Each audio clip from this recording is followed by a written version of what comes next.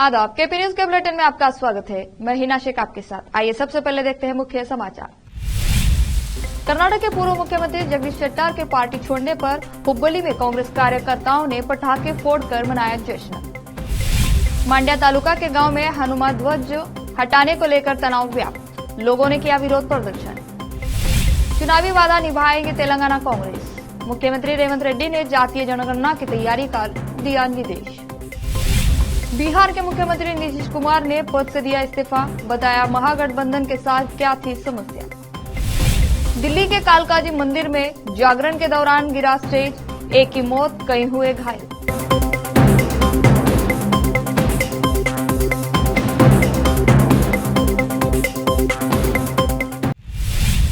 अब समाचार विस्तार से। पूर्व मुख्यमंत्री जगदीश शेट्टार के कांग्रेस छोड़कर फिर से भाजपा में घर वापसी पर हुबली में कांग्रेस कार्यकर्ताओं ने पटाखे फोड़कर जश्न मनाया। गया गया पनौती गया जैसे नारे लगाकर मिठाई खिलाकर विजयोत्सव मनाया। कांग्रेस कार्यकर्ताओं ने शहर के चन्नम्मा सर्कल में जगदीश शेट्टार की तस्वीर को चप्पल से पीटकर गुस्सा जाहिर किया। कांग्रेस कार्यकर्ता शाजमहान मुजाहिद ने आरोप लगाया कि विधानसभा चुनाव में टिकट नहीं देने के कारण भाजपा छोड़कर कांग्रेस में शामिल पूर्व मुख्यमंत्री जगदीश शेट्टार को कांग्रेस ने विधानसभा टिकट दिया। चुनाव हारने के बाद भी कांग्रेस ने उन्हें विधान परिषद सदस्य बनाया, परंतु अब अचानक से जगदीश शेट्टार ने कांग्रेस पार्टी छोड़कर फिर से भाजपा में शामिल हो गए हैं। शेट्टार भाजपा छोड़कर कांग्रेस पार्टी को खत्म करने आए थे। कांग्रेस नेता रजत उल्लागडीमठ ने कहा कि जगदीश शेट्टार अन्याय हुआ है कहकर कांग्रेस पार्टी में आए और कांग्रेस कार्यकर्ताओं ने उनका बचाव किया। सेंट्रल विधानसभा क्षेत्र से मेरे सहित 11 टिकट के दावेदारों ने उनका चुनाव किया। 60,000 से अधिक मतदाताओं ने उन्हें वोट दिया। इन सभी का तिरस्कार कर शेट्टार गुरुवार को भाजपा में चले गए हैं। यह श्राप उन्हें लगेगा। वे आत्मसम्मान की बात कहकर आए और हुबली के लोगों के आत्मसम्मान को ठेस पहुंचाई है। मांड्या तालुका के केरागुडू गांव में रविवार सुबह जिला प्रशासन द्वारा 108 फीट ऊंचे हनुमान ध्वज यानी हनुमान के भगवा ध्वज वाला ध्वज स्तंभ पर से भगवा झंडा हटाने को लेकर तनाव व्याप्त हो गया। भाजपा, जेडीएस और बजरंग दल कार्यकर्ताओं के साथ गांव और आसपास के गांव के लोगों ने ध्वज स्तंभ को हटाने के लिए जिला प्रशासन के खिलाफ विरोध प्रदर्शन किया। एहतियात के तौर पर गांव में पुलिस सुरक्षा बढ़ा दी गई है। लगभग 12 गांवों के निवासियों और भाजपा और जेडीएस कार्यकर्ताओं ने धन इकट्ठा किया है और 19 जनवरी को केरागोडू गांव में रंग मंदिर के पास 108 फीट ऊंचा स्तंभ स्थापित किया और आंजनेय की तस्वीरों वाला भगवा झंडा भी फहराया। इसका विरोध करते हुए एक वर्ग के लोगों ने तालुका प्रशासन से शिकायत दर्ज कराई थी। ग्रामीण विकास और पंचायत राज मंत्री प्रियांक खड़गे ने शनिवार को कहा कि अगर केंद्र सरकार ने गारंटीशुदा वेतन रोजगार दिवसों को वर्तमान 100 से बढ़ाकर 150 नहीं किया तो वह विधायकों के साथ दिल्ली में धरना देंगे। शुक्रवार को कलबुर्गी में पत्रकारों से बात करते हुए प्रियांक ने कहा कि कर्नाटक पहले ही केंद्र सरकार द्वारा दिए गए 13 करोड़ दिनों में से 12 करोड़ गारंटीकृत मजदूरी रोजगार दिनों का उपयोग कर चुका है।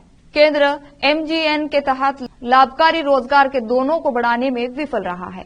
प्रियांक ने कहा कि केंद्र द्वारा धन के वितरण में देरी के कारण राज्य सरकार अपने खजाने से योजना के तहत मजदूरी का भुगतान कर रही है। मंत्री ने मांग की कि केंद्र को 470 करोड़ रुपए का बकाया भुगतान करना चाहिए। चिड़गुप्पा के गणैन गंगा इंग्लिश माध्यम school and PU science college में देश का 75वां गणतंत्र दिवस बड़ी धूमधाम से मनाया गया। स्कूल के अध्यक्ष सुरेश वी चौधरी ने संबोधित करते हुए सभी को गणतंत्र दिवस की शुभकामनाएं दी। इस अवसर पर स्कूल के छात्रों ने सांस्कृतिक कार्यक्रम प्रस्तुत किया। इस अवसर पर ज्ञान गंगा इंग्लिश माध्यम स्कूल के अध्यक्ष सुरेश वी चौधरी, शिक्षक महादेव हिरस्कर, हाई स्कूल हेडमास्टर कल्पना, प्रिंसिपल कुपेंदर पाटिल, मोहम्मद हाजी पाशा, सैयद मुस्तफा कादरी, रूपा, शशिकला सहित अन्य शिक्षक एवं विद्यार्थी उपस्थित थे। चिड़गुप्पा से अजीम की रिपोर्ट।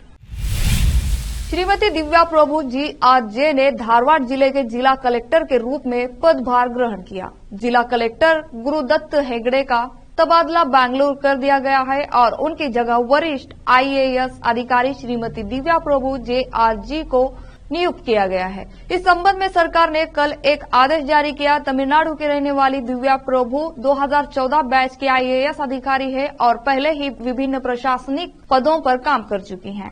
उन्होंने रायचूरू जिले के लिंगसागुर में एक उप विभागीय अधिकारी के रूप में अपनी सेवा शुरू की और बेल्लारी नगर निगम आयुक्त और मांड्या जिला पंचायत के मुख्य कार्यकारी अधिकारी के रूप में कार्य किया। श्रीमती दिव्या प्रभु, जो वर्तमान में चित्रदुर्ग जिले की जिला कलेक्टर थी, सरकार के आदेश के अनुसार कल शाम धारवाड़ जिला कलेक्टर के रूप में ड्यूटी पर उपस्थित हुई। दिव्या प्रभु को चित्रदुर्ग के जिला कलेक्टर के रूप में अपने कार्यकाल के दौरान चुनाव कार्यों में उत्कृष्ट प्रदर्शन के लिए भारत के चुनाव आयोग से राष्ट्रीय पुरस्कार और उनके नेतृत्व में चित्रदुर्ग जिले के होसदुर्गा तालुका के उत्कृष्ट प्रदर्शन के लिए केंद्र सरकार के स्वच्छ सर्वेक्षण राष्ट्रीय पुरस्कार मिला है। केपी न्यूज के एंकर हिना शेख की रिपोर्ट। अब लेते हैं छोटा सा ब्रेक। हिंदुस्तान के हर कोने में हम हैं मौजूद। 24 घंटे हालात पर गहरी नजर, खबरों से जुड़े चुपते सवालात और आपको दिखाता है धार्मिक, सामाजिक, राजनीतिक, लोकल और इंटरनेशनल न्यूज की सबसे बेहतर कवरेज, जो आपको रखती है हर पल बाखबर। देश और दुनिया भर की खबर के लिए देखते रहें केपी न्यूज 24/7। ब्रेक के बाद आपका स्वागत है।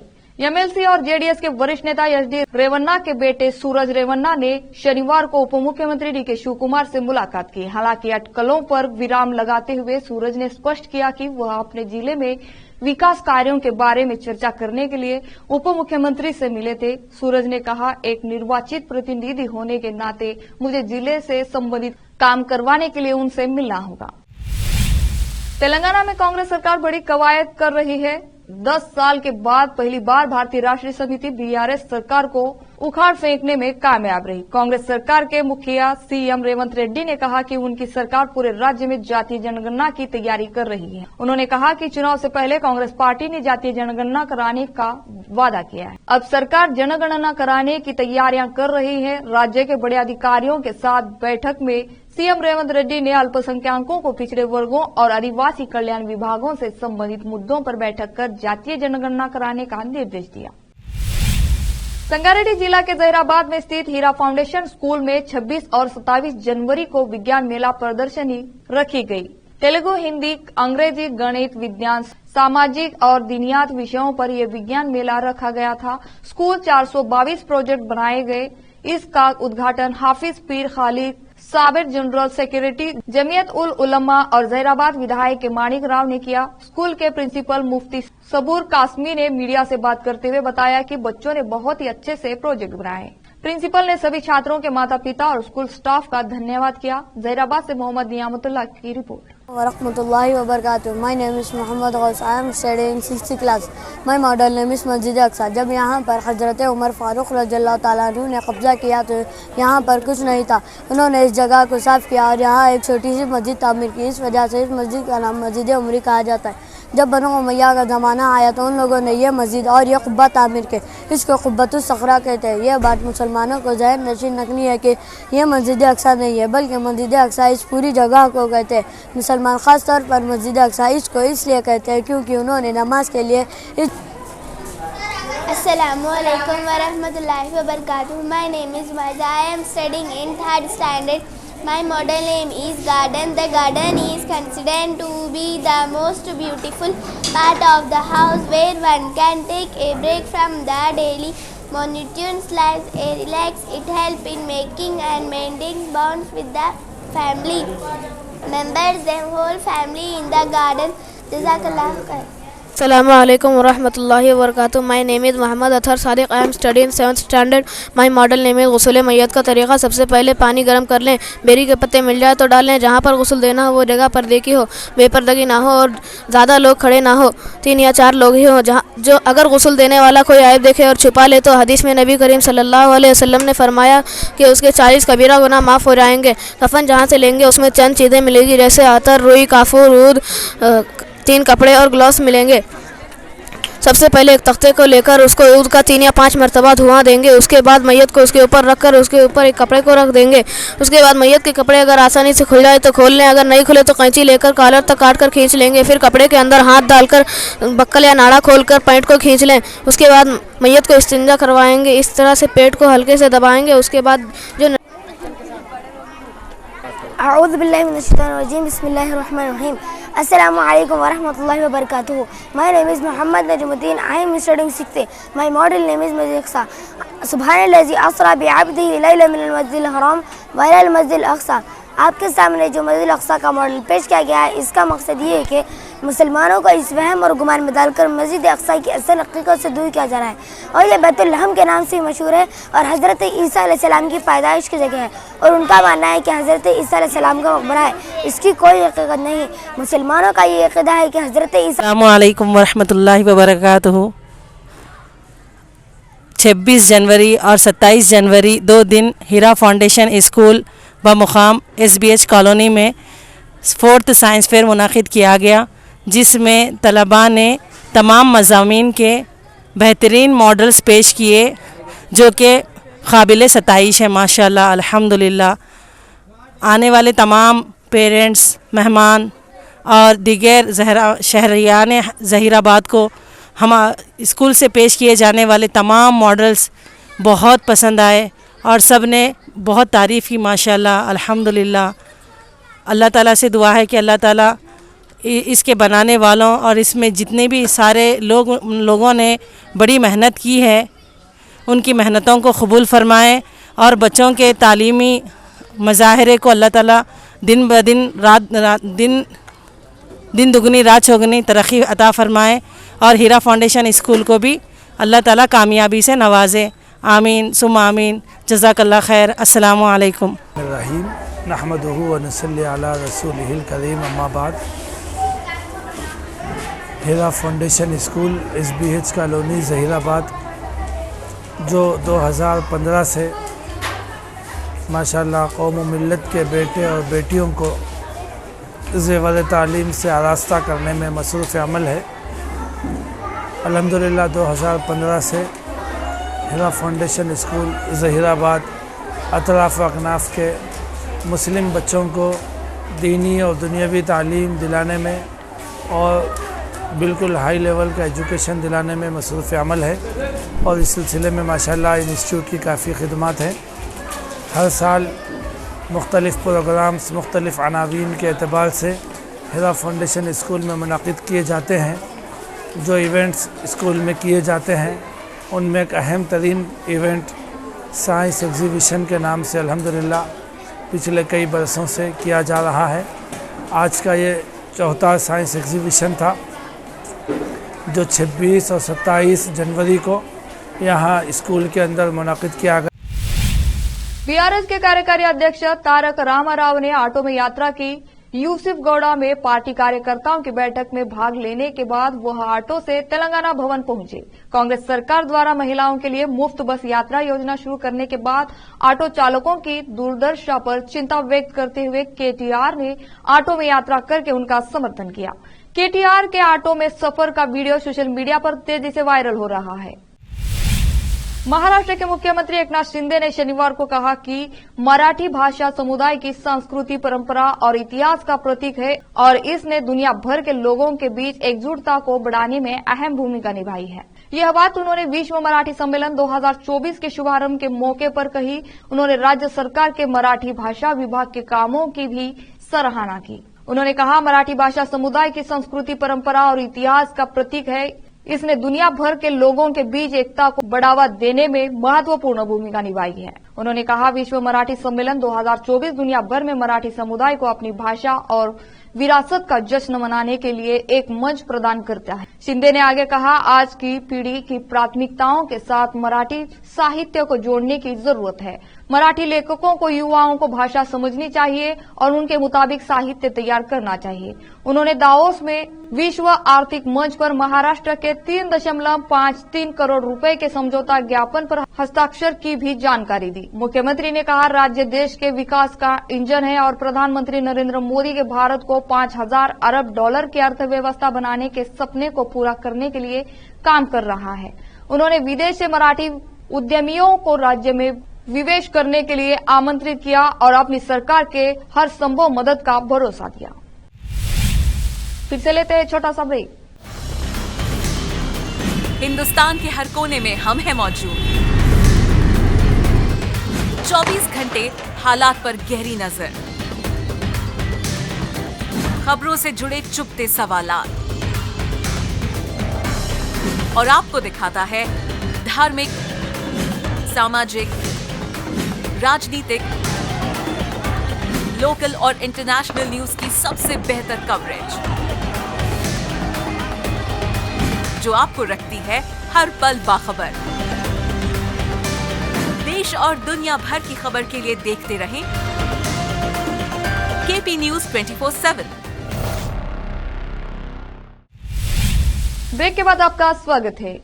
नीतीश कुमार ने आज बिहार के मुख्यमंत्री पद से इस्तीफा दे दिया है, जिससे उनकी पार्टी जनता दल यूनाइटेड का राष्ट्रीय जनता दल आरजेडी के साथ 2 साल का रिश्ता खत्म हो गया है। इस्तीफा देने के बाद नीतीश कुमार ने कहा कि बीते कुछ समय से गठबंधन में काफी कुछ सही नहीं चल रहा था, इसलिए ये फैसला लेना पड़ा। बिहार के निवर्तमान सीएम और जेडीयू अध्यक्ष नीतीश कुमार का कहना है, आज मैंने मुख्यमंत्री पद से इस्तीफा दे दिया है और मैंने राज्यपाल से राज्य में सरकार को भंग करने के लिए भी कहा है। यह स्थिति इसलिए आई क्योंकि सब कुछ ठीक नहीं था। मैं सभी से विचार प्राप्त कर रहा था, मैंने उन सभी की बात सुनी, आज सरकार भंग कर दी गई है। कांग्रेस अध्यक्ष मल्लिकार्जुन खड़गे रविवार को यानी आज एक जनसभा को संबोधित करेंगे और इस वर्ष होने वाले लोकसभा चुनाव के लिए उत्तराखंड में पार्टी के प्रचार अभियान की शुरुआत करेंगे। पार्टी के वरिष्ठ नेता एवं पूर्व मुख्यमंत्री हरीश रावत ने बताया कि खड़गे पूरे देश का भ्रमण कर रहे हैं और हम आभारी हैं कि उन्होंने बदलाव के आह्वान के लिए उत्तराखंड को चुना। उन्होंने शनिवार को कहा था, राहुल गांधी की न्याय यात्रा का मतलब न्याय है। पार्टी अध्यक्ष का कार्यक्रम इसका एक हिस्सा है। रावत ने कहा था, समाज के सभी वर्ग, चाहे वे महिलाओं हो, बेरोजगार युवा हो या किसान हो, सभी न्याय मांग रहे हैं। खड़गे की जनसभा रेसकोर्स इलाके के बन्नू स्कूल मैदान में होगी।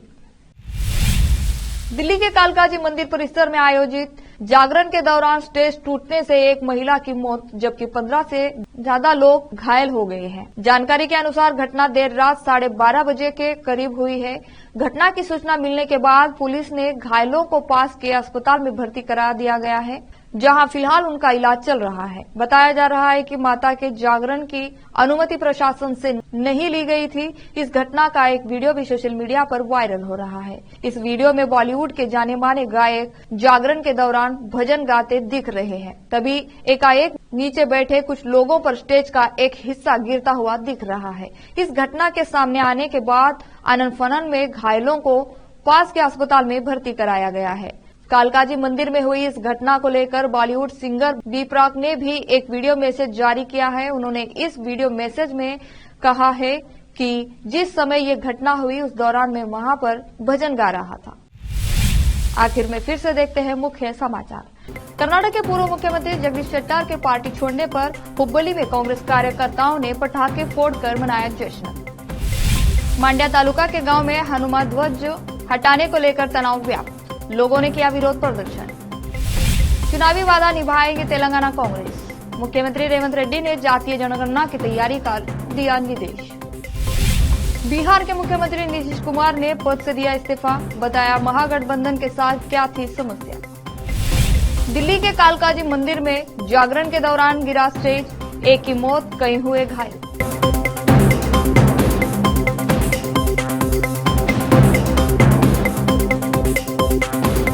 केपी न्यूज के बुलेटिन में आज इतना ही। देश और प्रदेश के समाचारों के लिए देखते रहिए आपका अपना चैनल केपी न्यूज 24/7। धन्यवाद।